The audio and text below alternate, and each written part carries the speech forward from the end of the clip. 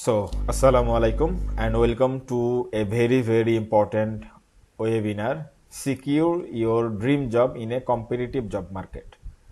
এখনকার যে job market সেইটা যে কম্পিটিটিভ, এইটাতে কারো দ্বিমত আছে কি যে এখন কম্পিটিটিভ না বা জব মার্কেট অনেক ইজি, এরকম কেউ কি ভাবছেন? এখানে এমন কেউ আছেন যে তিনি মনে করেন যে আসলে জব মার্কেটটা অনেক ইজি এখন আগের চেয়ে বা ওইরকম কম্পিটিটিভ না? কেউ আছেন? নাকি সবাই মনে করছেন যে না এখন কম্পিটিটিভ জব মার্কেট? যারা কম্পিটিটিভ জব মার্কেট তারা একটু আওয়াজ দেন যে আসলেই কম্পিটিটিভ জব মার্কেট কিনা। জি, কম্পিটিটিভ জব মার্কেট। ওকে, আমাদের সাথে একটু ইন্টারাকশন করতে হবে, তাহলে আমাদের জন্য খুব ভালো হবে। নাহলে অনলাইনে আমি এই পাশে আছি, আপনি ওই পাশে আছেন, আমি কিন্তু আপনাকে নাহলে রিচ করতে পারবো না। আর যখন এই যে স্ক্রিনটা আমার সামনে চলে আসলো তখন কিন্তু আমি আসলে দেখতেও পাচ্ছি না যে কে আপনি হাত তুলছেন বা কে বলছেন। এই জন্য একটু রেসপন্স করবেন, খুবই ভালো লাগবে। তাহলে আমার এইটা হচ্ছে আপনাদের জন্য বা আপনাদের কাছে আমার এটা হচ্ছে রিকোয়েস্ট। তো এখানে দুইটা টার্ম আছে দেখেন, ড্রিম জব এবং কম্পিটিটিভ জব মার্কেট। আসলে আমরা যদি বলি যে আমরা এই ড্রিম জব বলতে আসলে কি বোঝায়, বলেন তো কেউ একজন? What is dream job?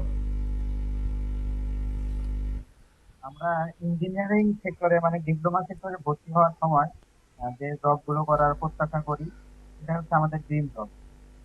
এইরকম জব আমরা করতে পারবো বা এরকম জব করতে চাই আমরা, এটা হচ্ছে ড্রিম জব। আচ্ছা, আপনি কি ধরনের জব আসলে করতে চাচ্ছিলেন এটা কি তখন আমার সাথে আলাপ হয়েছিল বা এখানে যারা আছেন তাদের সাথে আলাপ হয়েছিল?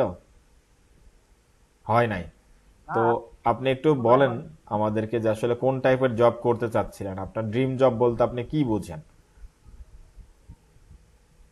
ড্রিম জব বলতে আমার হচ্ছে ডিপার্টমেন্টের যে জবটা এটা হচ্ছে ড্রিম জব। ডিপার্টমেন্টে টেকের জব চাই dream job. Okay, not then আর কেউ একটু অ্যাড করবেন ড্রিম জবটা কি?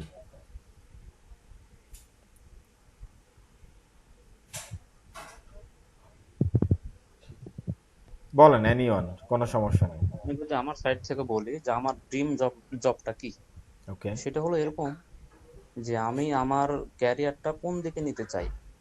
মেনটেনেন্স, প্রোডাকশন বা marketing, corporate job, factory job, এই আপনি টাইপের যেগুলো আপনারটা ফ্যাক্টরি। বলেন, আপনার ড্রিম জব কি? আমার ড্রিম জব ফ্যাক্টরি লেভেলে চাকরি করা, বিশেষ করে প্রোডাকশন ডিপার্টমেন্টে। ওকে, এবং থ্যাংক ইউ। আমি প্রোডাকশন আর কেউ? ডিপার্টমেন্টেই। ওকে, থ্যাংক ইউ ভাই।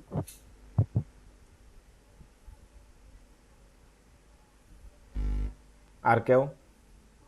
এনিওয়ান? যারা পরে জয়েন করছেন কেউ একজন আসসালামু বলেন। আলাইকুম। ওয়ালাইকুম আসসালাম। আহ, আমি শাকিল আহমেদ। ওকে শাকিল, ওয়েলকাম। ড্রিম জব বলতে আসলে কি বুঝি আমরা, শাকিল? আচ্ছা, ড্রিম জব বলতে যেটা আমি মনে করি যে আমার একটা নির্দিষ্ট লক্ষ্য, যে আমি অন্তত শেষ পর্যন্ত, অন্তত আমি এই পজিশন পর্যন্ত যেন পৌঁছাইতে পারি, এরকম একটা নিজের একটা ইচ্ছা বা একটা স্বপ্ন। ওকে, এনিওয়ান? আর কেউ? ড্রিম জব আসলে কি? ড্রিম হচ্ছে আমার কাছে স্বপ্ন। ওকে, আমার স্বপ্ন হচ্ছে এমন যে আমি কোনো একটা যে কোনো ফ্যাক্টরি বা ইঞ্জিনিয়ারিং লাইনের ভিতরে চাকরি করব। এটার লক্ষ্যে পৌঁছানোটা আমার কাছে dream job. Okay, thank you, very specific. আর কেউ? আসসালামু আলাইকুম ভাই, ওয়ালাইকুম শেখ আসসালাম। মাহমুদ বলছি। ওকে, আমার ড্রিম জব বলতে আমার কাছে যেটা মনে হয় সেটা হচ্ছে যে কোনো একটা মাল্টি ন্যাশনালে জব করা। কারণ সেখানে সিকিউর থাকা যায়, আপনার একটা সোশ্যাল একটা কি থাকে, আপনার রেসপেক্ট থাকে বা সবাই একটা ইয়া থাকে, আর চাকরিটা সিকিউর থাকে। ওকে, থ্যাংক ইউ তাই সো মাচ সোয়েব। তো আমরা যা বুঝলাম যে ড্রিম জব বলতে আমরা আসলে আমাদের যে এডুকেশন, সেই এডুকেশন বেসড আমরা ইঞ্জিনিয়ারিং ফিল্ড বা অপারেশন ফিল্ডে আমরা কাজ করতে চাই। এবং আরও যারা বললেন যে সেই জবে ক্যারিয়ার গ্রোথ থাকবে, আমি একটা অপটিমাম লেভেল পর্যন্ত যাইতে পারবো। এবং অনেকে বললেন যে আমার জবটা সিকিউর থাকবে, আমি অন্যান্য সব ফ্যাসিলিটি পাবো। এটাই হচ্ছে ড্রিম জব। আসলে বাংলাদেশের বেশিরভাগ ইঞ্জিনিয়ারই জানেন না যে আসলে ড্রিম জব কি, বা উনার আসলে কোন জব উনার জন্য সুইটেবল, বা কোন দিকে ক্যারিয়ারটাকে আসলে উনার নিয়ে যাওয়া উচিত। হোয়াট এভার, আমরা বিস্তারিত আলোচনা করব। তো প্রথমত ড্রিম জবের মধ্যে আপনারা সেই জবকে আপনারা চিন্তা করবেন যেখানে লাভ আছে। LOVE, দেখেন, এল মিনস হচ্ছে লাইবিলিটিস কনভার্টস টু অ্যাসেট। যখন একজন ফ্রেশার ইঞ্জিনিয়ার বা কম এক্সপিরিয়েন্সড ইঞ্জিনিয়ার কোনো ইন্ডাস্ট্রিতে জয়েন করে, সেই ইন্ডাস্ট্রি বা সেই কোম্পানি যাতে তাকে লাইবিলিটিস বা বোঝা না মনে করে, তাকে ট্রেন করে, তাকে শেখার জন্য গাইডলাইন দেয়, বা তাকে তার কাজগুলো ধরে ধরে বুঝিয়ে দেয়। তার একজন যে বস থাকবেন তিনি যাতে তাকে বিভিন্ন ফোরামে, অফলাইনে, অনলাইনে, বা তার নিজের প্রতিষ্ঠানে বা বাইরের প্রতিষ্ঠানে তাকে ট্রেনিং দেন, এই রকম মনে করবে এবং তাকে একটা ক্যারিয়ার পাথ দেখাই দিবে যে তুমি এইভাবে কাজ করো, 3 বছর পরে এখানে যাবে, 5 বছর পরে এখানে যাবে, 10 বছর পরে এখানে যাবে। দেন ওতে হচ্ছে opportunities of learning and growth. সেই জবে তার অপরচুনিটি থাকবে অনেক কিছু শেখার, সে অনেক কিছু শিখতে পারবে। শুধু সেটা না, সে যে শিখবে এবং তার নিজের গ্রোথ হবে, বছরের পর বছর একটা কোম্পানিতে পড়ে থাকবে না। গত পরশুদিন আমার এক এক্স কলিগ আমাকে নক দিয়েছেন, কথা হচ্ছিল। উনি বিগত প্রায় 6 বছর ধরে একই পজিশনে উনি কাজ করে যাচ্ছেন, ওনার কোনো প্রমোশন হচ্ছে না, অথচ ওনার সাথের যারা বিভিন্ন ইন্ডাস্ট্রিতে আছেন তারা ম্যানেজার, সিনিয়র ম্যানেজার হয়ে গেছেন, ইভেন কেউ কেউ প্লান্ট হেড পর্যন্ত হয়ে গেছেন, কিন্তু উনি এখনো হয়ে আছেন অপারেশন ইঞ্জিনিয়ার। তো এটা আসলে যে কতটা প্যাথেটিক, এইটা তার সাথে কথা বলে আমি বুঝলাম। এবং আপনারা অনেকেই যারা বিভিন্ন জায়গায় কাজ করছেন, যারা জানেন, তারা নিজেরাও জানেন যে এই বিষয়গুলো আসলে কতটা প্যাথেটিক হয় একজন প্রফেশনাল ইঞ্জিনিয়ারের জন্য। V indicates values, brand, culture, respect and importance. আপনাকে ভ্যালু দিবে, আপনি একটা ব্র্যান্ড পাবেন, যে আপনার যে কোম্পানির নাম বলবেন মানুষ ওটাকে চিনবে। হ্যাঁ, এমন একটা কোম্পানির ধরেন নাম বললে, এখানে আমি যদি বলি একটা কোম্পানির নাম, ধরেন টপ মাল্টিন্যাশনাল কোম্পানির যদি আমরা নাম বলি, ধরেন ইউনিলিভারের কথা যদি আমি বলি, আমি যদি বলি নেসলের কথা, আমি যদি বলি বিওএল এর কথা, আমি যদি বলি গ্রামীণ ফোনের কথা, আপনারা কিন্তু এক বাক্যে বলবেন হ্যাঁ আমরা এই কোম্পানিগুলোকে আমরা চিনি, এই কোম্পানিগুলো এক একটা ব্র্যান্ড কোম্পানি, এই কোম্পানিগুলো ভালো কোম্পানি। হয়তো বা কারো আহ, দ্বিমত থাকতে পারে, বাট বেশিরভাগ মানুষই বলবেন যে না এইগুলো হচ্ছে ভালো কোম্পানি। তো এরকম একটা ব্র্যান্ড দিবে। আবার আমি যদি আপনাকে বলি যে ই ভ্যালি, তাহলে কিন্তু আপনি ইউনিলিভার শুনে যেভাবে বলবেন ওইভাবে কিন্তু এই নামটা শুনে আপনি বলবেন না। আর ই ইন্ডিকেট করে environment and work life balance. আপনাকে শুধু কাজ করাবে না, আপনাকে একটা ওয়ার্ক লাইফ ব্যালেন্স দিবে, আপনাকে টাইম টু টাইম আপনাকে ছুটি দিবে, আপনার উইকেন্ড থাকবে, আপনি উইকেন্ড এনজয় করতে পারবেন, আপনার বিভিন্ন ছুটিগুলো আপনি এনজয় করতে পারবেন, আপনার ঈদে একটা ভালো ছুটি থাকবে। যেমন আমি যে অর্গানাইজেশনে কাজ করি সেখানে আমি সপ্তাহে 2 দিন আমি উইকেন্ড পাই, আমার শুক্র এবং শনি অফ থাকে। হ্যাঁ, হয়তোবা যখন প্রয়োজন হয়, কোম্পানির প্রয়োজন, ডিপার্টমেন্টের প্রয়োজন, তখন হয়তোবা আমার অ্যাটেন্ড করতে হয় বা যেতে হয়, কিন্তু বেশিরভাগ সময় আমি কিন্তু সপ্তাহে 2 দিন এই ছুটি আমি এনজয় করতে পারি। তার মানে হচ্ছে কি, environment and work life balance, এই ই ইন্ডিকেট করছে এটা। তার মানে এই যে LOVE, এই লাভ যেখানে থাকবে সেটাই হচ্ছে আপনার কি ড্রিম জব বা ড্রিম অর্গানাইজেশন। দয়া করে একটু মিউট করে দিবেন, না হলে অন্যদের অসুবিধা হবে। আপনি একটু মিউট করে দিবেন, না হলে অন্যদের অসুবিধা হবে। আপনারা এই যে LOVE বা liabilities converts to asset, opportunities of learning and growth, values, brand and culture, respect and importance, environment and work life balance, আপনারা কি যারা স্পেশালি জবে আছেন তারা একটু আমাকে বলবেন যে এই সমস্ত বিষয়গুলো যে কোম্পানিতে থাকবে আসলে সেটা কি কাজ করার মতো কোম্পানি নাকি কাজ করার মতো কোম্পানি না? আপনারা একটু আমাকে এখন বলবেন কাইন্ডলি। জি ভাইয়া। Thank you so much. তো আমরা এখন আস্তে আস্তে আগাই। আমরা কম্পিটিটিভ জব মার্কেট আমরা বলেছি এবং আমরা বলেছি ড্রিম জব। তো ড্রিম জব বুঝলাম, আসলে কম্পিটিটিভ জব মার্কেটটা কি? এখানে অনেকেই আছেন, বলেন কম্পিটিটিভ জব মার্কেট বলতে আসলে কি বোঝায়? প্রতিযোগিতাপূর্ণ। যেমন যেমন একটা জিনিসের চাহিদা অল্প কিন্তু সেটার প্রতি মানে যোগান ম্যান বেশি, পাওয়ারটা যোগান বেশি। বেশি। ভেরি জি জি good, very good, thank you so much. আর কেউ? আমি শিবগাতুল্লাহ সহলকে দেখতে পাচ্ছি, welcome Sibgatullah Sahal. Thank you sir, আমি ডিউটিতে, ওই জন্য বেশি কথা বলছি না। ওকে, আচ্ছা, কম্পিটিটিভ জব মার্কেট বলতে তোমার একটু ভিউ আমি শুনতে যাচ্ছিলাম খুব শর্টে। আচ্ছা, এখন প্রতিযোগিতামূলক চাকরির বাজারে স্যার একটা সার্কুলার হইলে অ্যাপ্লাই করে 100+, মানে একটা সিটের জন্য 100 জন চাকরি করতে চায়। এইটা আমি বুঝি যে competitive. Thank you so much, এখানে থ্যাংক ইউ সো মাচ তোমার সময় দেওয়ার জন্য। তো আমরা যেটা বুঝলাম যে আমাদের ভ্যাকেন্সি কম, সেই তুলনায় হচ্ছে আমাদের চাকরি করার লোকজন বা কাজ করার লোকজন অনেক বেশি। এটাই হচ্ছে প্রতিযোগিতাপূর্ণ পরিবেশ, কম্পিটিটিভ জব মার্কেট। আমি দুইজনকে এখানে ইন্ডিভিজুয়ালি নাম ধরে ডেকেছিলাম। সেই দুইজনকে আমাদের শুরুতে দুইজনের কথা আমি বলেছিলাম। মোস্তাফিজুর রহমান, আমি আছি ভাইয়া। ওকে, মোস্তাফিজুর রহমানের প্রোফাইলে একটা সুন্দর একটা গাড়ির ছবি দেওয়া আছে, হুইচ ওয়ান অ্যাট্রাক্টস মি, এবং আমি তখন তাকে কল করেছি। এবং আরো একজন আছেন, কাকে আমি কল করেছিলাম? মেহেদি। ওকে, মেহেদি কি আছেন? জি। ওকে, মেহেদির প্রোফাইলে একটা সুন্দর একটা ছবি দেওয়া আছে প্রোফাইল পিকচার হিসাবে। তো এই যে দেখেন অনেকগুলা পার্সনের মধ্যে থেকে, হ্যাঁ যদিও তখন সবাই জয়েন করেননি, আমি অন্যদের সবার প্রোফাইল পিকচার সুন্দর, নাম সুন্দর, সবার প্রতি সম্মান রেখে আমি বলছি যে দেখেন, something you have to create which make you different. আপনাকে এমন কিছু করতে হবে যেটা আপনাকে অন্যদের চেয়ে আলাদা করতে হবে। না হলে আমি যখন সার্কুলার দিলাম, একটু আগে শিবগাতুল্লাহ সহল বলল একটা পজিশন 100 সিভি আসছে, আমি কয়জনকে ইন্টারভিউ কল করব? হাইয়েস্ট 5 জন, 10 জন বা 15 জন কিংবা 20 জন সর্বোচ্চ। এর বেশি কি কখনোই আমি কল করব?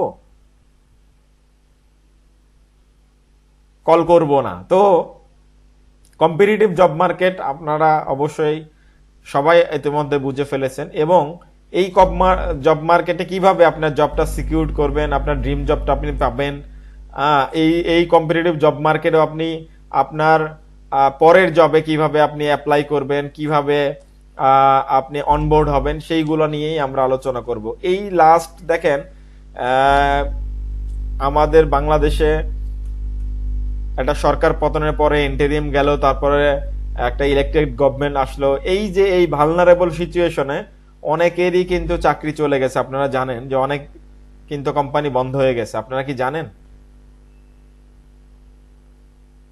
জানেন নাকি জানেন না? এরকম খবর কি রাখেন আপনারা? জি ভাইয়া। ওকে, জি ভাইয়া, জানি।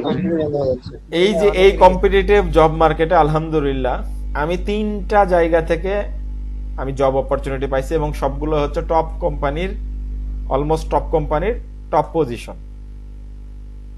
তো এই এক্সপিরিয়েন্স গুলাই আপনাদের সাথে আমি শেয়ার করব যে আপনি এক্সপিরিয়েন্স হলে কিভাবে এক্সপিরিয়েন্সড হইতে, আপনি ফ্রেশার হলে কিভাবে আপনার এই পুঁজি নিয়ে কিভাবে আপনি কম্পিটিটিভ জব মার্কেটে আপনি অন্যদের চেয়ে আগাই থাকবেন।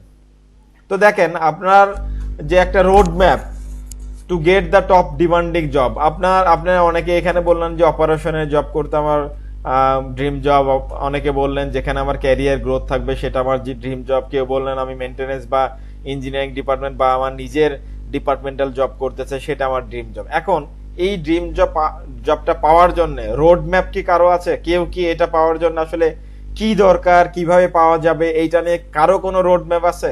কেউ কোনো এটা নিয়ে স্টাডি করেছেন? এনিওয়ান? কে স্টাডি করেছেন? না ভাইয়া, করিনি। করেন নাই। ভেরি ফ্র্যাঙ্ক স্পিকিং, আসলে কেউ করে না। তো আসলে কি শুধু কি শুভ একাই করে নাই নাকি আপনারাও করেন নাই? আমরাও করে নিই। শুরুতেই আমরা কিন্তু বলেছি this is a knowledge sharing platform. এখানে কেউ মেন্টর, কেউ স্টুডেন্ট এরকমটা না। আমরা এখানে সবাই ইঞ্জিনিয়ারিং প্রফেশনাল। আমরা আমাদের ভিউটা, আমরা আমাদের থটটা, আমরা আমাদের ওপিনিয়নটা শেয়ার করব, এবং সেই ওয়াইজ আমরা একটা সুন্দর যাতে আউটকাম আমরা এইখান থেকে পাই সেইটা নিয়ে আমরা আলাপ করব। তো তার মানে কি আমাদের রোড ম্যাপ নাই। দেখেন আপনার রোড ম্যাপ হইলো কি, 3টা স্কিলে আপনার ফোকাস করতে হবে। আপনার স্কিল সেট করে ফেলতে হবে। যত ধরনের স্কিল আছে পৃথিবীতে আপনি আপনার জন্য 3টা স্কিল সেট করে ফেলবেন। প্রথমত সেলিং স্কিল, দ্বিতীয়ত ফাংশনাল স্কিল, তৃতীয়ত হচ্ছে সফট স্কিল। সেলিং স্কিল কেন ভাই? কি সেল করবেন, কি বিক্রি করবেন? আপনি কিন্তু কোম্পানির কাছে একটা প্রোডাক্ট। আপনাকে যখন একটা এমপ্লয়ার হায়ার করবে আপনি কি একটা প্রোডাক্ট না? নাকি কথাটা খুবই অন্যরকম শোনাচ্ছে? বলেন, is it logical or not? না ভাইয়া ঠিক আছে। লজিক্যাল। তো আমার কাছে ধরেন আমি সার্কুলার দিলাম একটা, আমার কাছে 100 এরকম লোক চলে আসলো। ধরেন আমি বললাম যে আমি কোন একটা প্রোডাক্ট কিনবো, 100 জন লোক নিয়ে চলে আসলো আমার কাছে, বা আমাকে মেইল করে দিল তার সেই প্রোডাক্ট সম্পর্কে জানায়। তো আমি ডেফিনেটলি যেই ব্রুশিয়ারে বা যেই প্রোফাইলে আমি যেই ধরনের প্রোডাক্ট খুঁজছি সেই ধরনের যারা ডিটেল উত্থাপন করতে পারছে তাদেরকেই শর্ট লিস্টেড করবো, নাকি আমি র্যান্ডম ওইখান থেকে এরকম দৈব চয়নে লটারির মাধ্যমে করব? আমি কি তাই করবো? আপনি হলে কি করতেন? হ্যাঁ, আমার ক্ষেত্রে যেটা সেটাই পরিচিত করা। Okay, this is called selling skill. আপনাকে নিজেকে বিক্রি করবেন, আপনাকে নিজেকে উপস্থাপন করবেন কিভাবে, এইটাতে আপনার ফোকাস করতে হবে। এখানে দেখেন অনেকেই একবারে যখন পরিচয় দিচ্ছেন যে আমি অমুক ডিপার্টমেন্ট থেকে, অমুক পলিটেকনিক বা ইউনিভার্সিটি থেকে পাশ করেছি, বা অমুক ইউনিভার্সিটিতে আমার পড়াশোনা রানিং আছে, বর্তমানে আমি অমুক পজিশনে অমুক কোম্পানিতে কাজ করছি, একবারে অনেকে বলেছেন। আবার অনেকেই তার নাম কি আমার জিজ্ঞেস করতে হয়েছে, নাম বলেছেন তো ডিপার্টমেন্ট বলেন নাই, ডিপার্টমেন্ট আবার জিজ্ঞেস করতে হয়েছে, যদি এটা বলেছেন তো কোথায় কাজ করেন সেটা বলেন নাই, তো এটা বলেছেন কোন পজিশনে কাজ করেন এটা বলেন নাই। আপনারা নিশ্চয় শুনেছেন, এরকমটাই তো হয়েছে নাকি? জি ভাই।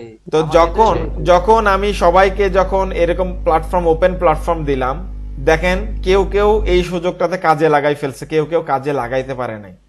তো যখন বারবার জিজ্ঞেস করার প্রয়োজন হবে, আমি তখন মনে করলাম যে তার চেয়ে যে একবারে বলল সে বেশি প্রেজেন্টেবল ইন এ সেন্স এই সিচুয়েশনের জন্য। হ্যাঁ, ডেফিনেটলি আপনার অন্য কোনো ইস্যু থাকতে পারে, বা আপনি বিষয়টাকে ক্যাজুয়ালি নিতে পারেন, ফর্মালি না নিতে পারেন, যেহেতু এখানে ভাই ব্রাদার আলোচনার মতো আমরা আলোচনা করছি। তারপরেও যে একবারে বলেছে সে কিন্তু তার প্রেজেন্টেশন স্কিল থেকে কিন্তু অন্যদের চেয়ে আলাদা।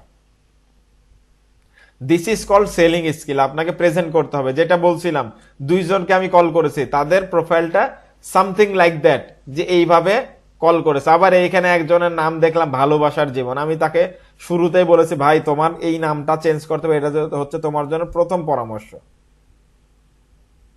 Number 2, functional skill. যারা বলছিলেন যে আমি ডিপার্টমেন্ট ওয়াইজ জব করতে চাই বা আমি অপারেশনে জব করতে চাই, দিস ইজ ইউর ফাংশন। আপনি ইলেকট্রিক্যাল পড়েন, আপনি মেকানিক্যাল পড়েন, আপনি মেকাট্রনিক্স পড়েন, আপনি অন্যান্য যে কোনো ডিপার্টমেন্টে পড়েন না কেন, এটা হচ্ছে আপনার ফাংশনাল। এই ফাংশনাল স্কিল আপনার থাকতে হবে। এখন কেউ একজন ইলেকট্রিক্যাল ইঞ্জিনিয়ার এইখানে আসলো, ধরেন আমি তাকে বললাম যে ভাই তোমার মোটর একটা সিলেক্ট করতে হবে, কিভাবে তুমি মোটর সিলেক্ট করবা? সে জানেই না যে আগে মোটরের টর্ক সিলেকশন করতে হবে, সে জানেই না যে একটা মোটরের সিলেকশনের জন্য 39টা পয়েন্ট আছে, কারণ সেটা তার বইয়ে নাই, সেটা তার কলেজ তাকে পড়ায় নাই, সেটা তার ইউনিভার্সিটি তাকে শেখায়নি। কিন্তু ইন্ডাস্ট্রিতে আমি যখন চাচ্ছি আমি এই ধরনের প্রোডাক্ট চাচ্ছি, তো এইটাই হচ্ছে তার ফাংশনাল স্কিল। আমি যখন চাচ্ছি এমন একজন ইলেকট্রিক্যাল ইঞ্জিনিয়ার হবে যে কিনা একটা পুরো ফ্যাক্টরির, যে কিনা আমার লোড ক্যালকুলেশন করে সাবস্টেশন ডিজাইন করে ফেলতে পারবে, আমাকে বলতে পারবে যে আমার এই ক্যাপাসিটির সাবস্টেশন লাগবে, সেখানে এত ক্যাপাসিটির হচ্ছে ট্রান্সফরমার থাকবে। আমার এমন একজন মেকানিক্যাল ইঞ্জিনিয়ার দরকার যে কিনা পাম্পের ক্যালকুলেশন করে ফেলতে পারবে, যে আমার এখানে এই পাম্পিং করার জন্য আমার এত হেডের এত ক্যাপাসিটির পাম্প লাগবে, এটার জন্য এত ক্যাপাসিটির মোটর লাগবে, বা এই পাম্পের এই সমস্যা, এখানে আমার এনার্জি ম্যানেজমেন্টে আমি এমন কাউকে খুঁজি যে আমাকে বছরে 10 লাখ 15 লাখ 20 লাখ 50 লাখ টাকা সেভ করে দিতে পারবে। আমাদের গত ক্লাসে আমরা দেখাচ্ছিলাম যে একজন ইঞ্জিনিয়ার কিভাবে 1 কোটি টাকারও বেশি সেভ করে দিতে পারে একজন ইঞ্জিনিয়ার। আমাদের এই ব্যাচে আছেন, ক্লাস করছেন, এমন কেউ আছেন এখানে? সোয়েব, সোয়েব, সোয়েব, আমি কি ভুল বললাম কিছু? একজন ইঞ্জিনিয়ার, না ভাই, তুমি কি জানতা যে আসলে একজন ইঞ্জিনিয়ার যে কোটি টাকা কোম্পানি সেভ করে দিতে পারে? এরকম কি কখনো তোমার না ভাই, মানে চিন্তাতে ছিল? না ভাইয়া, তবে চিন্তাতে একটা ছিল না? কথা share করি। হ্যাঁ, একটু এক মিনিট সময় দিলে একদম। Sure. আজকে আমাদের গতকালকে একটা কম্প্রেসার আপনার ইনস্টল হয়েছে লাস্ট ফ্রাইডেতে। ওকে, তো আজকে আমি হিসাব করলাম, আসলে এটা অলমোস্ট মানে 10 বছর একটা হিসাব দেখালাম আর কি একজনকে। ওকে, অলমোস্ট এটা কত 20 কোটি টাকার বেশি সেভ হবে আসলে এখন যেটা আমরা ইনস্টল করছি। এটা আমাদের আগামী অনেক বছর এটা লাগবে না, মানে বাড়তি কিলোওয়াট আমরা নিয়ে আসছি যেটা আমাদের অত্যধিক অপচয় হবে। তো ওই জিনিসটা যদি না চাও আমাদের ওই প্রায় 20 কোটি টাকার মতো save হওয়ার তো সম্ভাবনা। চিন্তা করা যায় এই কাজটা যদি ধরো তুমি যদি প্রজেক্ট হেড থাকতা, তুমি কিন্তু ডেফিনেটলি ওইটা চিন্তা করতা, কারণ তুমি ইঞ্জিনিয়ারিং ল্যাব থেকে ওটা শিখছো, ঠিক কি না? কিন্তু কিন্তু অন্য কেউ এটা যে জানে না, সে কিন্তু এই অপরচুনিটিটা নিতে পারবে না, তাই না?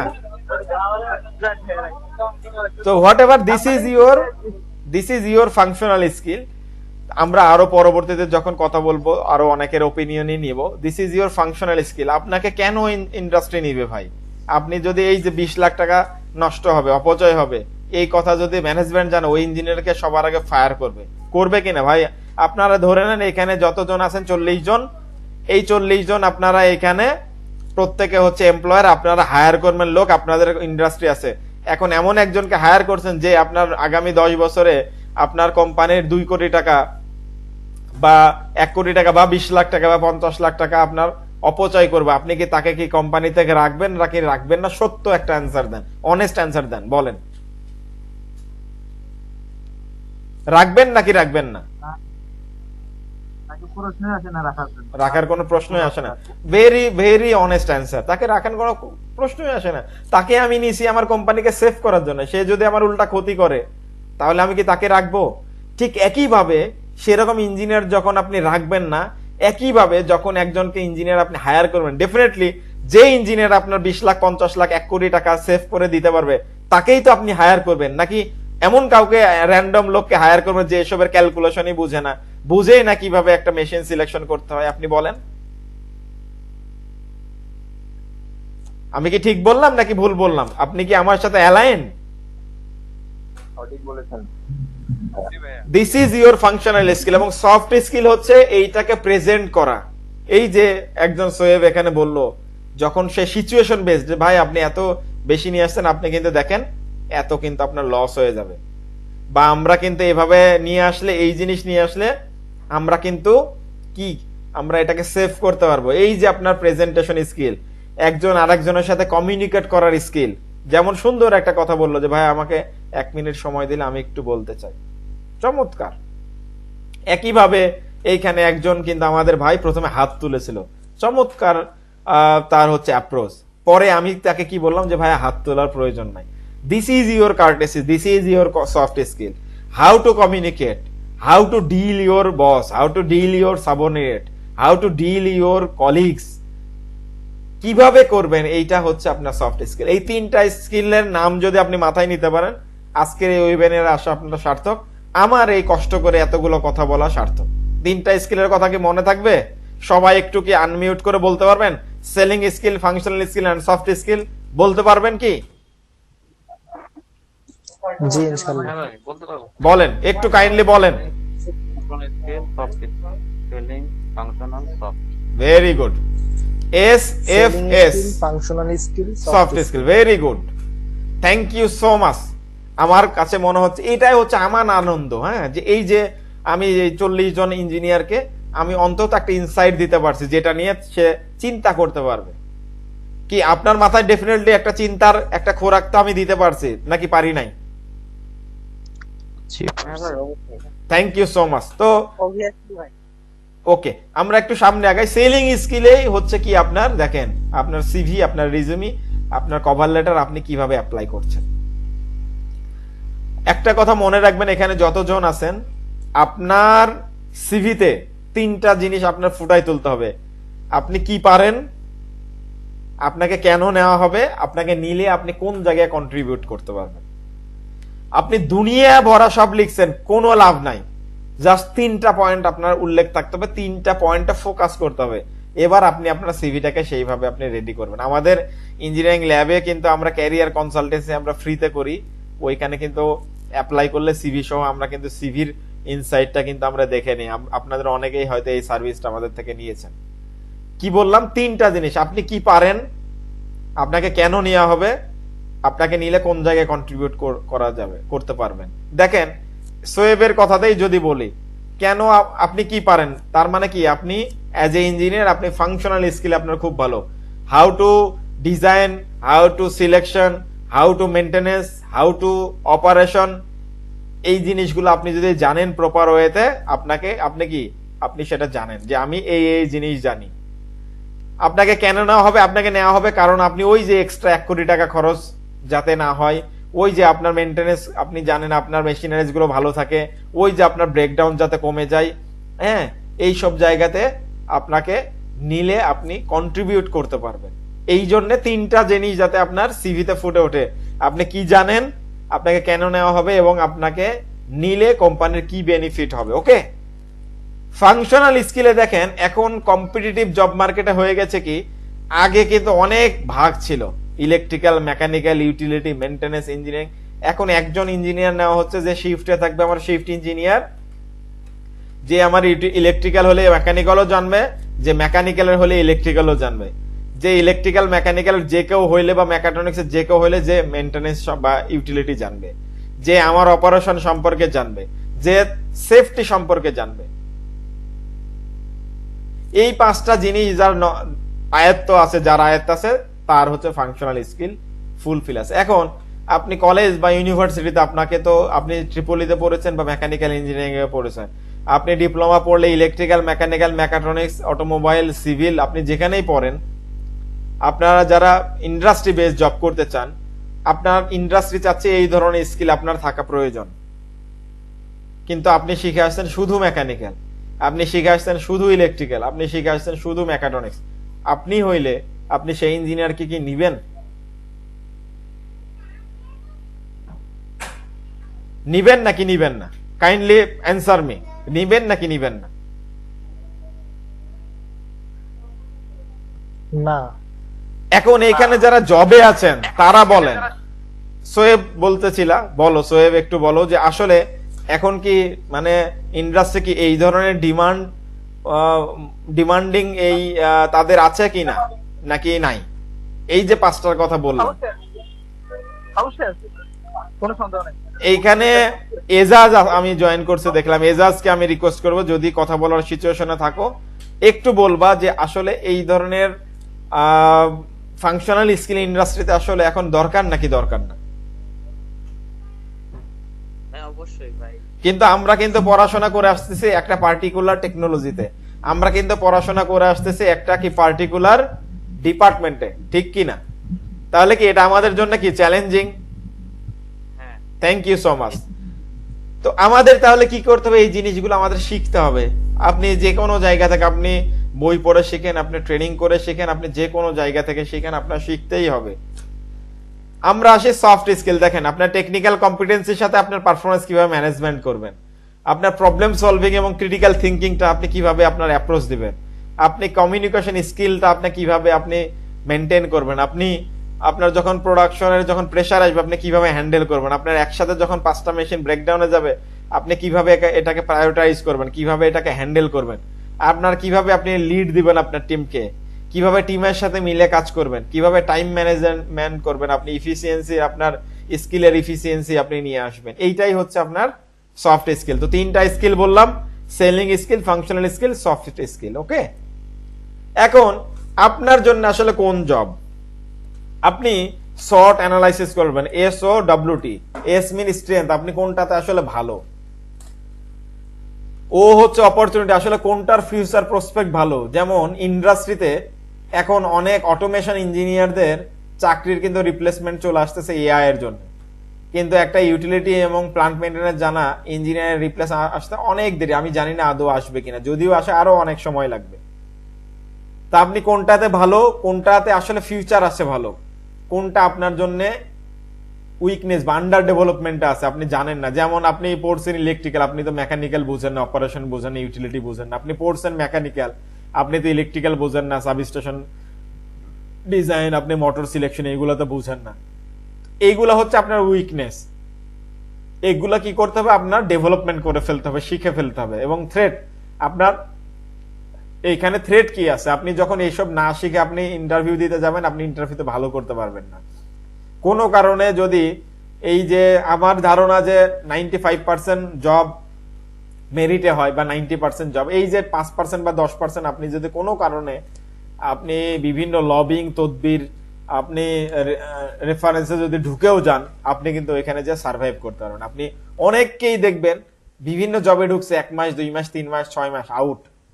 খোঁজ নিবেন, বন্ধু কি খবর, তুই নয় জবে ছিল? আরে বন্ধু বলিস না, পরিবেশ খুব খারাপ, বস খুব খারাপ। আসলে সেই ফিট না। এরকম কি শোনা যায় নাকি যায় না, যে ভাই পরিবেশ খুব খারাপ, কোম্পানি খুব খারাপ, কালচারই নাই, এরকম বলে নাকি বলে না? বলেন না একটু, বলে নাকি বলে না, এরকম শোনা যায়? তো যদি শোনা যায়, তো এই কোম্পানি কি সার্ভাইভ করে আছে না? ওই কোম্পানিতে লোক কাজ করছে না, নাকি ওই কোম্পানি লোকেরা হয়ে বন্ধ হয়ে গেছে? আসলে কি তাই কি বন্ধ হয়? বন্ধ কিন্তু হয় না ভাই। তার মানে কি আমি বা আপনি আমরা ফিট না। এই জন্য আপনার একটা রোড ম্যাপ থাকা জরুরি। আমি এই জন্য আপনাকে শুরুতে জিজ্ঞেস করলাম যে আপনার রোড ম্যাপ আছে কিনা। আপনি কি হতে চান? আপনি মেইনটেনেন্স হেড হইতে চান, আপনি অপারেশন হেড হইতে চান, আপনি বিজনেস হেড হইতে চান? আপনার এই বড় ড্রিম আপনার থাকতে হবে ভাই। আপনার বড় ড্রিম থাকতে হবে, আপনার চেষ্টা থাকতে হবে, আপনার দোয়া থাকতে হবে। ইনশাআল্লাহ আল্লাহ তাআলা আপনাকে ওই পজিশনে একদিন না একদিন নিয়ে যাবে ইনশাআল্লাহ, যদি আপনার সেই চেষ্টা থাকে, সেই ইচ্ছা থাকে, সেভাবে আপনি দোয়া করেন। ভাই, অপারেশন হেড এবং মেইনটেনেন্স হেড, এই দুটোটার ভিতরে কোনটা বেশি ভ্যালুয়েবল বলে আপনি মনে করেন, বা মানে আমাদের জন্য আসলে কোনটা চুজ করা বেটার হবে? Exactly, very good question. যে আসলে আমরা কিভাবে, আমরা তো জানি না ভাই, যে আমরা ইন্ডাস্ট্রিতে জব করি না, বা আমরা আসলে ইনিশিয়াল ফেজে আছি, 2 বছর 3 বছর 4 বছর 5 বছর জব হয়েছে, আমরা কিভাবে আসলে এই রোড ম্যাপটা করব? Very good question. এখানে কেউ কি আছেন যার 15 বছর চাকরির অভিজ্ঞতা হয়ে গেছে, এরকম কেউ জয়েন করেছেন? No one. 10 বছর প্লাস কাজ করছেন, এরকম কেউ আছেন? জি ভাই, আছে 10 বছর প্লাস। ওকে, তো 10 বছর প্লাস যে আছেন, আপনি আমাকে বলেন, যেহেতু আমার প্রায় 15 বছর এক্সপিরিয়েন্স হয়ে গেছে, আমরা যখন শুরু করেছিলাম আমরা কি জানতাম যে আসলে এত উপরে বা এরকম একটা ক্যারিয়ার গ্রোথ বা এরকম পজিশনে আসলে যাওয়া পসিবল, যদি আমরা শুরুর দিকে আমরা রোড ম্যাপটা ঠিক করে ফেলি? পসিবল কিনা? আমরা যদি শুরুর দিকে রোড ম্যাপ একটা ফিক্সড করতাম, আজকে যেখানে আসাম হয়তোবা আরেকটু ভালো মাইলেজ আমরা পেতে পারতাম কিনা? হ্যাঁ, অবশ্যই পারতাম ভাই। কারণ তখন তো আমরা গাইডলাইন পাই নাই। আমরা তখন তো এই যে এই অনলাইন গুগল মিটে যে ওয়েবিনার হয়, তখন তো আমরা জানতামই না, গুগল মিটই তো আসেনি। ঠিক বলছি কিনা বলেন? জি জি, অবশ্যই। এই যে কোশ্চেনটা করলেন, এটা আমি যে শুরুতেই বললাম নলেজ শেয়ারিং প্রোগ্রাম। দেখেন এখানে একজন ভাই আছেন যিনি 10 বছর প্লাস জব করছেন, তিনি তার জবের তার লাইফের এক্সপিরিয়েন্স তাকে আপনাকে বললেন। এর চেয়ে বড় উদাহরণ আর হয় না ভাই। যে 6 মাস আগে আপনার বের হয়েছে, 1 বছর আগে বের হয়েছে, তার থেকে জীবনেও আপনি সঠিক রোড ম্যাপ, সঠিক গাইডলাইন আপনি পাবেন না। মিনিমাম আপনি যে সেক্টরে কাজ করতেছেন সেই সেক্টর অলমোস্ট সফল হয়ে গেছে বা সফল হয়েছে, ম্যানেজার হয়ে গেছে, বা 10 বছর 15 বছর 20 বছর চাকরি করছে, এরকম পার্সনকে আপনার খুঁজে বের করতে হবে। থ্যাংক ইউ সো মাচ ভাই, থ্যাংক ইউ সো মাচ। যারা আর একটু কম জব করেছেন, ধরেন 7 বছর 8 বছর, এরকম কেউ আছেন? জি ভাই বলেন। ওই অ্যানসারটা লাগতো আমার, প্লিজ একটু যদি শেয়ার করতেন। আমি অ্যানসারে আমি যাব, এই জন্য বলছি আপনি উতলা হইলে হবে না। ওকে, থ্যাংক ইউ ভাই, থ্যাংক ইউ। 7 বছর বা 8 বছর এখানে কাজ করছেন। আমার জি ভাই, বছরের আমি ওকে, আপনার ইনসাইটটা শেয়ার করেন আসলে।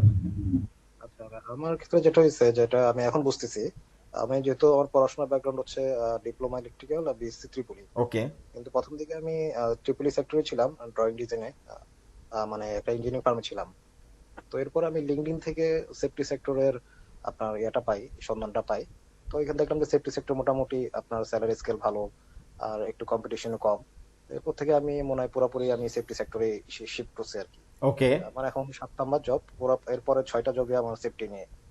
তো আসলে প্রথমে আমি 4টা বছর শুধু ইলেকট্রিক্যাল নিয়ে পড়েছিলাম, মানে ডিপ্লোমার পাশাপাশি বিএসসি করছিলাম, আর ওই বিএসসি করার জন্য আর জবও চেঞ্জ করি নাই। তার মানে হচ্ছে কি, আপনি দেখেন, আপনি কিন্তু আপনি যে একটা জব করেছেন এবং আপনি মানে খোঁজার চেষ্টা করেছেন যে আসলে আমার ড্রিম জব বা আসলে আমার রোড ম্যাপটা কি হওয়া উচিত, তাই তো? রাইট। এক্স্যাক্টলি। তখন আমি এটা নিজের এক্সপেরিয়েন্স থেকে বুঝছি, যদি আমাকে কোনো বড় ভাই বলতো হ্যাঁ যে প্রথম দিকে যে জব পাও সেই জব না করে যে কোনো একটা দিকে এক্স্যাক্টলি ভাই, thank you so much, thank you so much, একদম ভেতরে জিস্ট কথাটা বললেন। সাজেশনটা দেই, ওকে ওকে, যে আমার জুনিয়রদেরকে আমি সাজেশনটা দেই, কিন্তু আমরা আসলে ওই গাইডলাইনটা পাই না তখন। Very good. এই যে এখানে একটা সাজেশন, কোশ্চেনটা কার ছিল ভাই? কোশ্চেনটা কার ছিল? আতিক। ওকে, কি কোশ্চেন ছিল ভাই? যে আমাদের ক্যারিয়ারে আমাদের কোন সেক্টরে আমাদের আমাদের চুজ করা উচিত, বা একটা দুইটা পার্টিকুলার পয়েন্টের কথা বলেছেন। ঠিক আছে, যেহেতু এখানে আমরা প্রায় 40 জনের মতো আছি, আমরা ইন জেনারেলে যাতে যেটা সবার জন্য একটা অ্যান্সার আসবে এরকম আমরা থিম নিয়ে আগানোর চেষ্টা করছি, কারণ আমরা ওপেন ডিসকাশনের শেষের দিকে যে পার্সোনালি আমরা বা পার্সোনালাইজ কোশ্চেন নিয়ে আমরা কথা বলবো। তো এখানে কিন্তু 2 জনের কথা আমি নিজে বলতে পারতাম, বাট এখানে দেখেন 2 জন আমাদের প্রফেশনাল ইঞ্জিনিয়ার এখানে দেখেন তাদের লাইফের এক্সপিরিয়েন্সটা শেয়ার করলেন। এটা আপনাদের জন্য, আমি মনে করি আপনারা যারা শেয়ার করলেন, থ্যাংক ইউ সো মাচ। আপনারা এই প্ল্যাটফর্মের মাধ্যমে আজকে সুন্দর একটা আপনারা ওপিনিয়ন এই 40 জন ইঞ্জিনিয়ারের কাছে, 38 জন ইঞ্জিনিয়ারের কাছে অলরেডি পৌঁছাইতে পারছেন। ইঞ্জিনিয়ারিং ল্যাব আমাদের জন্ম এই জন্য যে আমরা যাতে প্রফেশনাল ইঞ্জিনিয়ারদেরকে একটু বুস্ট করতে পারি, একটু গাইড করতে পারি, কিভাবে আমরা কাজ করলে আমরা প্রফেশনালি আমরা আরো ভালো করতে পারবো, এইটা যাতে আমরা করতে পারি। তো আমরা একটু আগাই, আমরা আরো স্পেসিফিক ওয়েতে আমরা যাব, আমরা আরো ডিগ ডাউন করব। দেখেন, এই রোড ম্যাপ করার জন্য দেখেন প্রথমে কিছু কিছু আপনার কাজ করতে হবে। আমি কিছু স্পেসিফিক এখানে কথা বলছি, দেখেন ওই যে 2 জন ইঞ্জিনিয়ার প্রফেশনাল ইঞ্জিনিয়ার কথা বলেন, ওনাদের সাথেও দেখেন ম্যাচ করবে। প্রথমে দেখেন, মনে রাখার জন্য ফাইন্ড ইউর সেলফ, আপনাকে নিজেকে খুঁজতে হবে। এই FIND এর এখানে আবার মিনিং আছে, দেখেন find and follow the mentors, আপনাকে মেন্টর খুঁজে বের করতে হবে। এই যে ভাইটা বললেন উনি সেফটিতে আছেন, শুরু 4-5 বছর উনি ইঞ্জিনিয়ারিং ফার্মে কাজ করছেন, ওনার প্যাশন কিন্তু সেফটিতে। আরো 5 বছর আগে উনি যদি এরকম একটা মেন্টর পাইতেন, ভাই আমি কি ঠিক বলছি? তাহলে আরো একটু ক্যারিয়ার বুস্ট আপ হইতো, ঠিক কি না ভাইয়া? তার মানে কি আমাদের কি মেন্টর প্রয়োজন আছে নাকি নাই? আমরা কিন্তু এটা মানতে চাই না ভাই। আপনি দেখেন আমাদের এখানে কয়জনের 5টা মেন্টর আছে, প্রফেশনাল মেন্টর আছে? কয়জনের আছে? আমার কিন্তু আছে, 5টা না আরো বেশি আছে, এবং বিভিন্ন সিচুয়েশনে। আমার বর্তমানে একজন মেন্টর আছেন, উনি বর্তমানে অস্ট্রেলিয়াতে থাকেন। উনি কয়দিন আগে আমি ওনার নাম্বার আমার কাছে হোয়াটসঅ্যাপ নাম্বারটা ছিল না, বাংলাদেশের নাম্বার ছিল, ওনাকে আমি মেসেঞ্জারে নক দিয়ে ওনার হোয়াটসঅ্যাপ নাম্বার নিছি। আমি কিন্তু ওনার সাথে বিভিন্ন ডিসকাশন বা বিভিন্ন আমার এই ক্যারিয়ারের বিভিন্ন সময় আমি অনেকের কাছ থেকে অনেক রকম আলোচনা নিই। আমি কয়দিন আগে গত সপ্তাহে একজন মেন্টরের সাথে কথা বলেছি, উনি রিটায়ার্ড পারসন, উনি এখন বর্তমানে USA তে থাকেন। আমার একটা অপরচুনিটি আছে, আমি সেই অপরচুনিটি নিয়ে ওনার সাথে কথা বলছি যে আমার এই অপরচুনিটি আমার জন্য ফিজিবল কি না, হইলে কেন ফিজিবল, না হলে কেন ফিজিবল না। ক্যান ইউ ইমাজিন আপনি আপনার ওইখান থেকে 5 বছর আগে কে বের হয়ে গেছে, কে ভালো একটা জব করছে, কে একটা ভালো বিজনেস করছে, আপনি জানেন না, চিনেন না। দেন ইমপ্রুভ ইউর ফাংশনাল স্কিল, আপনার ফাংশনাল কোর স্কিলটাকে আপনি যখন আপনি এটাকে একটা শেপ আপে নিয়ে আসতে পারবেন, তখন কিন্তু আপনি বুঝতে পারবেন যে আসলে কোনটা আপনার জন্য ড্রিম জব, কোনটা আপনাকে আপনার প্রফেশনাল ইঞ্জিনিয়ার হিসেবে গড়ে তুলতে পারবে। Notice and track your improvement, আপনি আপনার ইমপ্রুভমেন্ট আসলে হচ্ছে কিনা, গত বছর আপনি কি কি শিখেছেন, এই বছরে আপনি জানুয়ারিতে আপনি সে করেন। প্রত্যেক বছর ডিসেম্বরের শেষে আমার নোটবুকে আমার 5টা 7টা 10টা আমার থাকে যে এই কাজগুলো এই বছর ইনশাল্লাহ করবো, এবং আমি ওইটাতে ফোকাস করি। পরের বছর আমি আবার ওইটা আমি দেখি যে কত পার্সেন্ট হইলো, কোনটা হয় না, কোনটা আমার করা উচিত ছিল, কোনটা করতে পারিনি, কেন আমি করতে পারিনি। Develop your self to compete করার জন্য নিজেকে ডেভেলপ করেন। ভাই আপনার এটা একটা যুদ্ধক্ষেত্র জীবন, আপনি পুরুষ মানুষ, আপনার দায়িত্ব কাঁধে নিতে হবে। এখন দায়িত্ব কাঁধে নেওয়ার ভয়ে কি আপনি পালাই চলে যাবেন? আপনি কি সাধু সন্ন্যাসী হয়ে যাবেন নাকি? আপনি কি বিভিন্ন জায়গায় জায়গায় গিয়ে কি ঘুরবেন? এই যে ফাইন্ড ইউর সেলফের এই যে 4টা পয়েন্ট বললাম, যারা স্পেশালি সিনিয়র তাদের কাছে আমার কোশ্চেন, এই 4টা পয়েন্ট কি ঠিক আছে নাকি নাই? অবশ্যই ঠিক আছে। Thank you. দেখেন এই জিনিসগুলো আপনারা মনে রাখবেন, কেউ চাইলে একটু স্ক্রিনশটও নিয়ে রাখতে পারেন। আমি নেক্সট স্লাইডে যাচ্ছি। তারপরে কি করবেন? বি বোল্ড হবেন আপনি, to convert yourself as an asset. আপনাকে অ্যাসেটে রূপান্তর করবেন, লাইবিলিটিস না ভাই। আপনি কি করবেন? Be a problem solver. আপনি প্রবলেম সলভার হবেন, প্রবলেম ক্রিয়েটর হবেন না। Ensure effective delivery. আপনি যা করেন ওটা ইফেক্টিভ ওয়েতে আপনি ডেলিভার করবেন। Become the allrounder. ফ্যাক্টরিতে কাজ করতে হলে আপনার অলরাউন্ডার হইতে হবে। যে ভাইটা সেফটিতে কাজ করেন, আপনি মনে করেন উনি শুধু সেফটি দেখেন,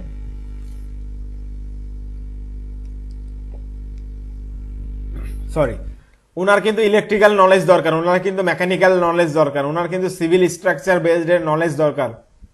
বাংলাদেশে পলিসিতে কি আছে সেটা জানা দরকার। আমি কি ভুল বললাম ভাইয়া?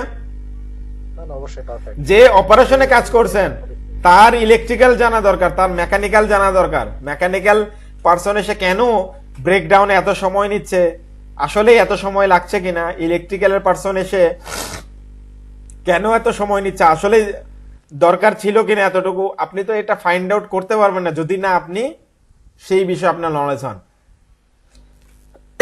অনেকেই বলে যে ভাই আমি একটা বিষয়ে আমি স্কিল, একটা বিষয়ে স্কিল হয়ে একদম অপটিমাম লেভেলে যাওয়ার সুযোগ বাংলাদেশে পার্সপেক্টিভে খুবই কম ভাই। দেশের বাইরে কিছু আছে দেখবেন যে ওরা ওই একটা স্কিল নিয়ে কাজ করে বিভিন্ন দেশে ট্রাভেল করে, কিন্তু আপনার দেশে তো এরকম কোনো কোম্পানি নাই যে কোম্পানির অপারেশন পৃথিবীর বিভিন্ন দেশে আছে। আপনি ওই একটা পার্টিকুলার স্কিলে স্কিলড হইলে আপনাকে বিভিন্ন দেশে কাজ করতে পাঠাবে, এরকম সম্ভাবনা তো খুব কম। আপনার নিজেকে নিয়ে, আপনার নিজের পরিবার নিয়ে আপনার চিন্তা করতে হবে। Level up yourself to the next stage, always next স্টেজে নিয়ে যাইতে হবে। আপনি অফিসার, এক্সিকিউটিভ লেভেলে এক্সিকিউটিভ ইঞ্জিনিয়াররা আসলে কি করে সেটা চিন্তা করতে হবে। এক্সিকিউটিভ হয়েছেন, অ্যাসিস্ট্যান্ট ম্যানেজাররা কি করে, অ্যাসিস্ট্যান্ট ম্যানেজার হয়েছেন, ম্যানেজাররা কি করে। Develop yourself to be the best, best হওয়ার জন্য অলওয়েজ চেষ্টা করবেন।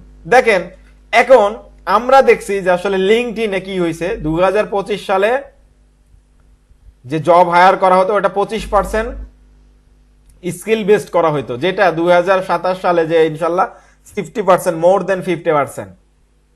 শুধুমাত্র লিঙ্কডইন থেকে এটা বলা হচ্ছে। এবং দেখেন according to the most of the employer, 47% employer চিন্তা করে ডেমনস্ট্রেটেড টেকনিক্যাল স্কিল, তারা টেকনিক্যাল স্কিলকেই আর দ্য মোস্ট ডিজায়ার্ড স্কিল মনে করে during recruitment of young staff. নতুন যাদেরকে নাই তাদের মধ্যে 47%ই মনে করেন যে তাদের টেকনিক্যাল স্কিলটা আমার প্রথমে দেখতে হবে। এবং দেখেন এমপ্লয়াররা সাজেস্ট করে কি, 86% কি গ্রাজুয়েট ইঞ্জিনিয়ার। দেখেন কি বলছে,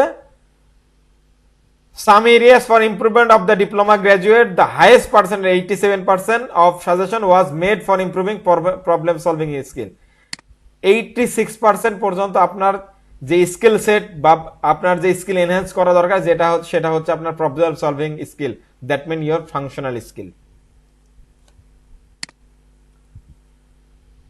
এবং দেখেন লিঙ্কডইনে 40% হায়ার করতে আগে হচ্ছে শুধুমাত্র স্কিল বেস, যেটা এখন অলরেডি 60% হয়ে গেছে। এবং খুব অল্প সময়ের মধ্যে দেখবেন যে এখনই অনেক সিএসসি বেসড অনেক রিক্রুটমেন্ট আছে যেটাতে সিএসসি ব্যাকগ্রাউন্ড উল্লেখই থাকে না, যে সে সিএসসি পড়ছে নাকি কি পড়ছে আমি জানি না, সে প্রোগ্রামিং জানে কিনা, সে কোডিং জানে কিনা, এটা হইলেই আমার হয়ে যাবে।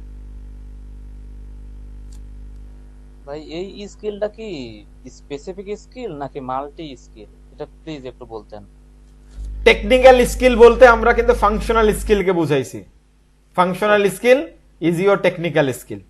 জি, থ্যাংক ইউ ভাই।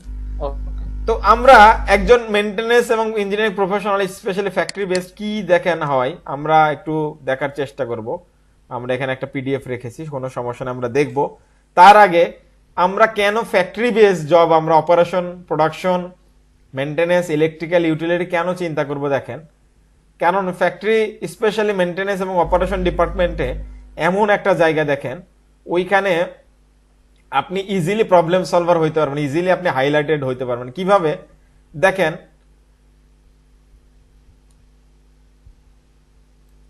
আমরা একটু আলোচনা করে আসি তার আগে, তারপরে আমরা ইঞ্জিনিয়ারিং এবং মেইনটেনেন্সের পার্থক্য ধরবো। ধরেন আপনার একটা ফ্যাক্টরি 500 কোটি টাকা খরচ করে করেছে ইনস্টলেশন কস্ট, প্রতি মাসে আপনার ফিক্সড কস্ট আছে কত, এখানে কত লেখা আছে দেখেন তো, কেউ একজন কাইন্ডলি পড়েন তো ভাইয়া।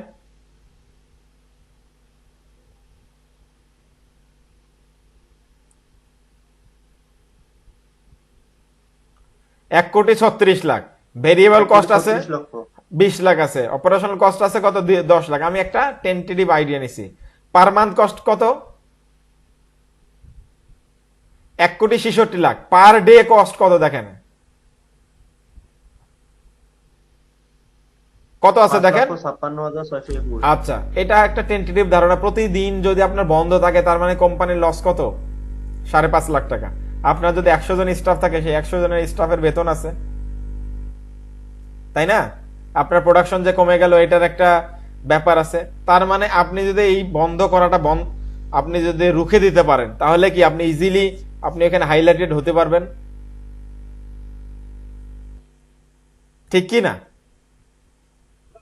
তার মানে কি ইঞ্জিনিয়ারিং এবং আপনার মেইনটেনেন্স এই দুই জায়গাতে কিন্তু আপনার ফোকাস করতে হবে। এখন ইঞ্জিনিয়ারিং এবং মেইনটেনেন্সের পার্থক্য দেখেন।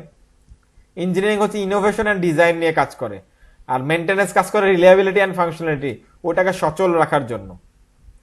ইঞ্জিনিয়ারিং হচ্ছে প্ল্যানিং ডিজাইন ডেভেলপমেন্টে, মেইনটেনেন্স হচ্ছে repair maintenance and troubleshooting এ। এখন এই যে একটা পার্থক্য আমি বললাম, ফ্যাক্টরি কিন্তু চাই আপনি ইঞ্জিনিয়ারিং স্কিলড হবেন অ্যাজ ওয়েল অ্যাজ আপনি মেইনটেনেন্স স্কিল হবেন। কারণ আপনার একটা মেশিন আপনি সিলেকশন করলেন বছরে একবার দুইবার, তারপরে তো আপনি ওটার মেইনটেনেন্স করবেন। তো আলাদা করে কি মেইনটেনেন্সের লোক, আলাদা করে ইঞ্জিনিয়ারিং এর লোক খুব কম জায়গায় আছে, খুবই কম। এই জন্য আপনার মেইনটেনেন্স এবং ইঞ্জিনিয়ারিং স্কিল থাকতে হবে। আপনি প্রোডাকশনে কাজ করেন, আপনি অপারেশনে কাজ করেন, আপনি ইলেকট্রিক্যালে কাজ করেন, আপনি মেকানিক্যালে কাজ করেন, কিংবা আপনি ইউটিলিটিতে কাজ করেন, কিংবা আপনি সেফটিতে কাজ করেন। ক্লিয়ার? এখন যাদের কোশ্চেন ছিল এতক্ষণ মনে যে রোড ম্যাপ আমরা কিভাবে ফাইন্ড আউট করব, কি কি করতে হবে to get the demanding and dream job, clear তারা?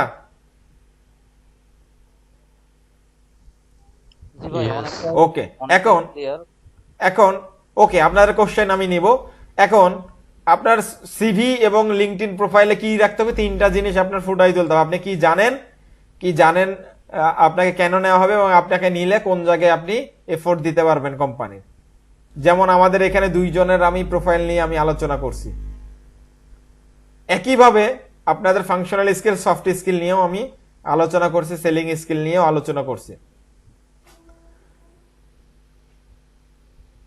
তো এই হচ্ছে আমাদের ইন্ডাস্ট্রি বেসড আপনার ইঞ্জিনিয়ারদের যে অবস্থা। এখন দেখেন আসলে বাংলাদেশে কি সিচুয়েশন দেখেন। 35.6% ডিপ্লোমা ইঞ্জিনিয়ার পাশ করার পরেও আপনার কি থাকছে, আনএমপ্লয়েড থাকছে। এবং 48.5% ডিপ্লোমা ইঞ্জিনিয়ার এখানে কি করছে, বেকার থেকে যাচ্ছে। এই যে বিইআইএস এইটার আপনার রিপোর্ট আপনারা গুগল করলে পাবেন। এবং দেখেন 67% তারা 1 বছর সময় লেগে যাচ্ছে।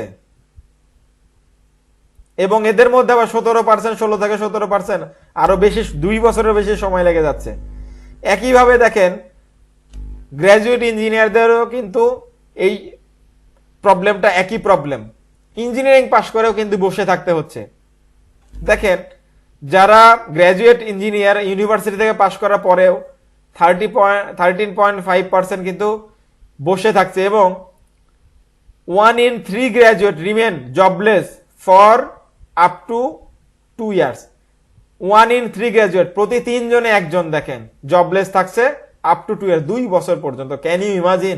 আপনি এত কষ্ট করে, এত পয়সা খরচ করে, এত পরিশ্রম খরচ দিয়ে আপনি কি করছেন, আপনি এইখানে জবে এসে আপনি কি করছেন, 2 বছর পর্যন্ত বেকার থেকে যাচ্ছেন। কারণ আপনার ইউনিভার্সিটিতে, আপনার কলেজে যে স্কিলটা ইন্ডাস্ট্রি চাই সেটা শেখাচ্ছে না। সবচেয়ে মারাত্মক ব্যাপার কি দেখেন, ফ্রেশ গ্র্যাজুয়েট 15,000 টাকার নিচেও জয়েন করতেছে বাংলাদেশে। ডিপ্লোমা ইঞ্জিনিয়ার অনেকেই আছে যারা 10,000 বা তার নিচেও জয়েন করতেছে। আপনার আশেপাশে তো হচ্ছে এরকম নাকি, নাকি হচ্ছে না? ক্যান ইউ হ্যাঁ, হচ্ছে, ইমাজিন? আশেপাশে হচ্ছে। তাহলে দেখেন আমরা কি এই স্বপ্ন নিয়ে ইঞ্জিনিয়ারিং পড়াশোনা করা শুরু করছিলাম? বলেন যে আমি পাশ করার পরেও 2 বছর আমাকে বেকার থাকতে হবে, মাত্র 10,000 বা 8,000 বা 15,000 টাকা জবে আমাকে ঢুকতে হবে? বাংলাদেশে সার্ভাইভ করার জন্য একটা ব্যাচেলর ছেলে একটা ঢাকাতে থাকার জন্য তার 10 থেকে 15,000 টাকা খরচ হয়। তো সে ফ্যামিলিকে কি দিবে? সে তার বিয়ে শাদী কি করবে? সে ফিউচার কিভাবে গুছাবে? সে নিজের স্কিল কিভাবে ডেভেলপ করবে? চিন্তা করছেন একবার? সে পরের ডিগ্রি কিভাবে নিবে? অ্যালার্মিং না ভাই? অ্যালার্মিং কি না? অবশ্যই অ্যালার্মিং ভাই। অবশ্যই অ্যালার্মিং। দিন শেষে আপনার ইউনিভার্সিটি, আপনার পলিটেকনিক কিন্তু এগুলোর ধার ধারে না, তারা কেয়ারই করছে না। দিন শেষে আপনি এবং আপনার পরিবার, আমি এবং আমার পরিবার কিন্তু লুজার। একমত আমার সাথে ভাই? দিন শেষে যার যার কি তার তার। কেউ আপনি আমি 1 বছর 2 বছর বসে থাকলে দেখেন কয়জন খোঁজ নেই। দেখেন যে ভাইটা আপনাকে বলছে আরে ব্যাপার না, ফাইনাল ইয়ারে এসে দেখবেন ওই ভাইয়েরই খোঁজ নাই, তাকে খুঁজে পাচ্ছেন না। হ্যাঁ হয়, যারা স্পেশালি এখানে জবে আছেন তারা বলেন আমার এই কথা ঠিক কি ঠিক না? যারা জবে অলরেডি আছেন 2, 4, 5, 10 বছর যারা আছেন, ঠিক কি ঠিক কিনা বলেন? তাইলে চিন্তা করেন কি একটা অবস্থা। তাইলে আমাদের কি করতে হবে যে আসলে কেন এই গ্যাপ অ্যানালাইসিস করে আমরা দেখেছি, আমরা 2020 সাল থেকে এই ইঞ্জিনিয়ারিং ল্যাবের যাত্রা আমরা দেখেছি পটেনশিয়াল ইঞ্জিনিয়ারদের কিছু জায়গায় স্কিল গ্যাপ, কিছু জায়গায় soft skill, functional skill, selling স্কিলের গ্যাপ থাকার কারণে তাদের এই ড্রিম জবটা তাদের হচ্ছে না, বা তারা জব ক্ষেত্রে ভালো করতে পারছেন না। তারপর থেকে আমরা ফ্রি কোর্স করাইছি অনেককেই। তারপরে আমরা দেখি ফ্রি কোর্স আমরা যখন করাই প্রথম দিনে আসে 80 জন, 100 জন।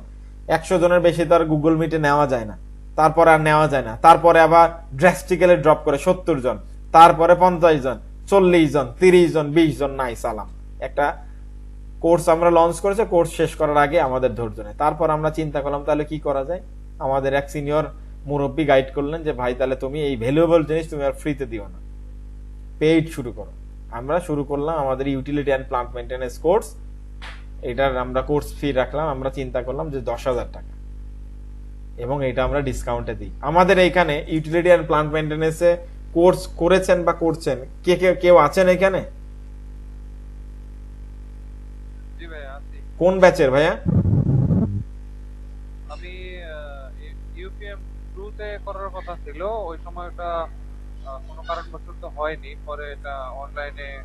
রেকর্ড ক্লাসে আপনি ভর্তি হয়েছেন শাকিল? জি জি। আচ্ছা, এখন লাইভ ক্লাসে আছেন কে কে? এরকম কেউ আছেন এখানে? ওকে, আর কেউ? আমি ফার্স্ট ব্যাচে ছিলাম। ওকে, তো যারা এইখানে স্পেশালি সেকেন্ড ব্যাচে বা এখন যারা এনরোল আছেন, আপনারা অনেস্ট রিভিউ দেন যে আসলে এই 4 বছর বা 5 বছর বা বিএসসি ডিপ্লোমা পড়াশোনা করে যা শিখেছেন, আর এই একটা কোর্স আপনার লাইফ চেঞ্জিং কোর্স কিনা, আপনি অনেস্ট রিভিউ দেন। এইখানে আপনাকে কেউ পুশ করছেন, আপনার খারাপ হইলে আপনি খারাপও বলতে পারেন, কোনো সমস্যা নেই। বলেন একটু কাইন্ডলি। আমি ভাই বলতে গেলে আমি একটু আগে ওই প্রথম যে কথাটা বলছিলাম, একটা ক্যালকুলেশন হিসাব যেটা বলছিলাম, এটা যদি এই কোর্সটা না করতাম তাহলে আমার পক্ষে এই জিনিসটা বলাটা কখনো সম্ভব হতো না। অথচ সোয়েবকে কিন্তু আমি চিনি না। সোয়েবের বাড়ি হলো চিটাগাং, আমার বাড়ি হলো রাজশাহী, ঠিক কি না ভাই? জি ভাই। স্কিল ডেভেলপমেন্টের ধারণা আপনার এরকম থাকতে হবে ভাই, যেভাবে শিখতে হবে এইভাবে যদি আপনি শিখেন আপনি ইনশাল্লাহ খুব ভালো করবেন। এখন আপনাদের কারো কোনো কোশ্চেন থাকলে আমরা ওপেন ডিসকাশনে আমরা আপনাদের এই কোশ্চেনগুলো আমরা নিব ইনশাল্লাহ। আমার প্রশ্ন আছে ভাই। ওয়ালাইকুম আসসালাম, জি বলেন। আমার প্রশ্নটা হলো যে আমরা কি সামনে কি এরকম